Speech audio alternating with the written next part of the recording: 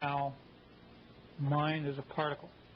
Mind energy is this realm of superfine particles, energetic particles, that pervade the entire universe. So that is the mind field, if you want to call it that. And our brains, as resonators, are also transducers through the endocrine system, the chakra system, to transduce the lower energies to these higher levels of energies. Through this, what I call the Jacob's ladder, you get down the real low frequencies of the brain, up through the really high frequencies of the mind. Okay, so there's this ladder going up and down. If this is true, if all matter is permeated with mind, and ultimately that's what it's composed of, is mind, then we are mind.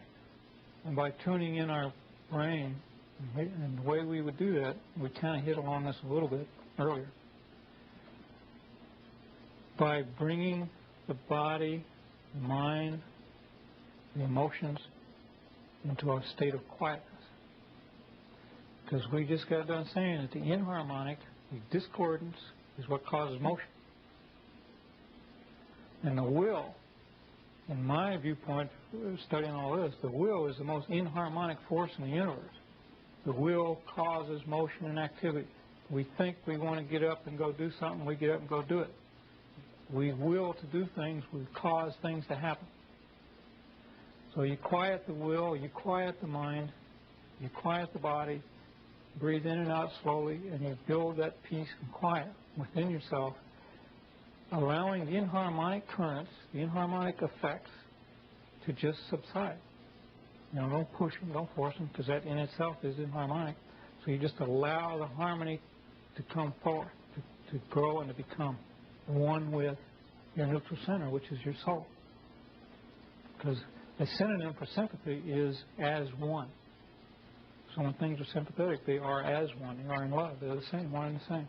So when you become as one with that neutral center, then that's when the cosmic illumination happens. That's when you see all these things, the brilliant lights and that tremendous inflow of information by becoming one with. Does that make sense?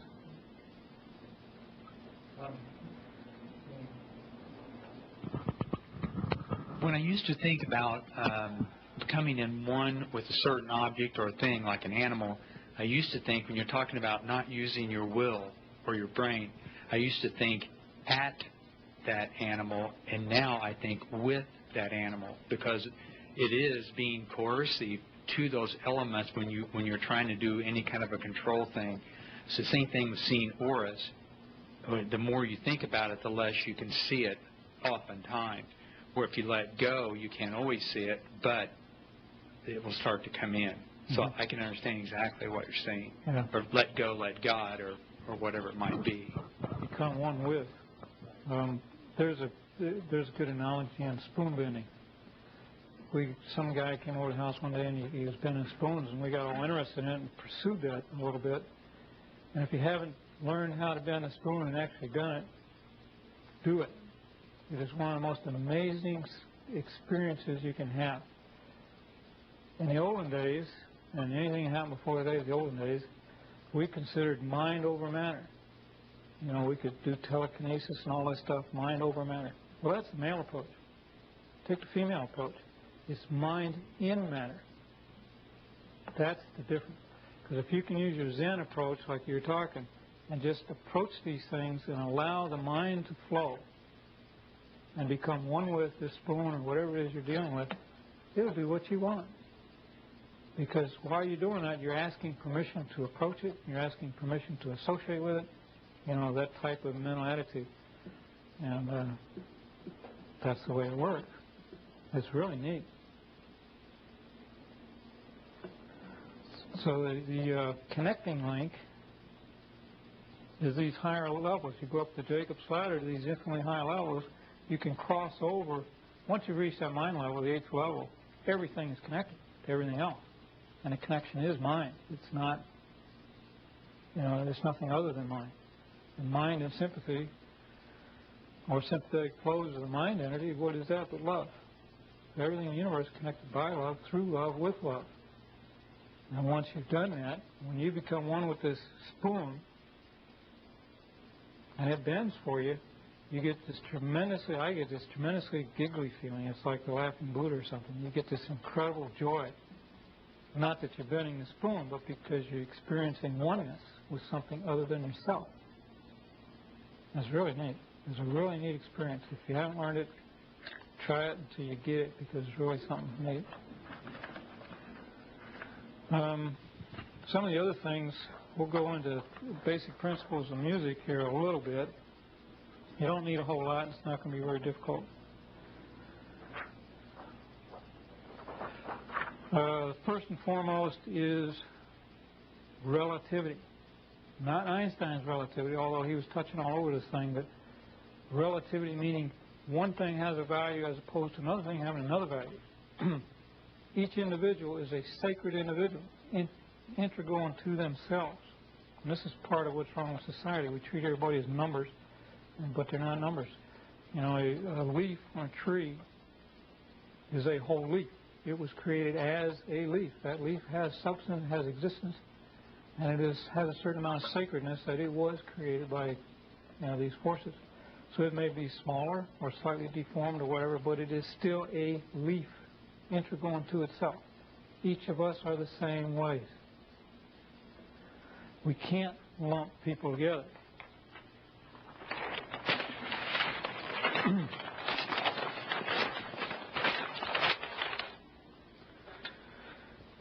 If we've got a musical note,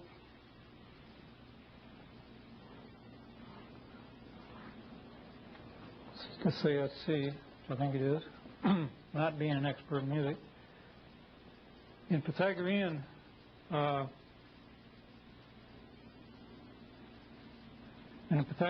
scale, this can be either 256 or 512, whatever you want it to be, it doesn't matter. But in a Pythagorean scale, this is considered, we'll just call it 512. Okay, that's the frequency or cycles per second of this musical note. If we go up to the next octave of it, that doubles the frequency. If we've got other notes here anywhere along here, I don't have them at the tip of my tongue, so it doesn't matter. This is kind of like an algebra shorthand. Most of us in this room know something about algebra. You say A equals 512 and 2A equals 1024. It's that simple. So no matter what we do to these numbers, the relationship stays the same. A is, or in this case, C is always C, D is always D, or F and G are always F and G. And what constitutes those as notes is their ratio one to another. So a ratio would be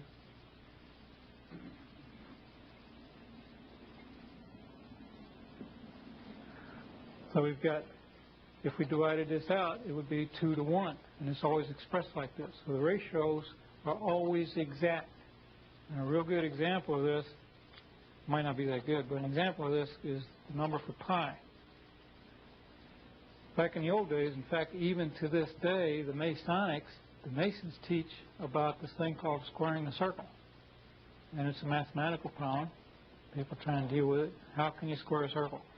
All the mathematicians who looked at it said you can't square the circle. It is not physically possible to do that. However, that's because they're comparing apples and oranges, is why they can't do it. The circumference is not the same thing as a radius. And you can't divide one into the other because they're not the same thing. They're two different things. And we found out that in the 1860s, a man named John Parker, a mathematician, squared the circle, wrote a book on it called Quadrature of the Circle. And it's an extraordinary work. We've republished it. An engineer friend of mine took that book and rewrote it so that we could all understand it, what was going on. And we found out that the value for pi is wrong in the 6th decimal place. You start digging around this old science books and you start finding out a lot of stuff we accept as truth just might not be exactly what we think it is.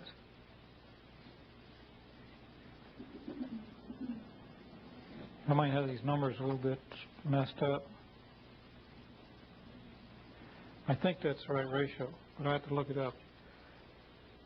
These are the numbers we came out with. Circumference is this many parts and radius is this many parts. If you divide that into that, you get pi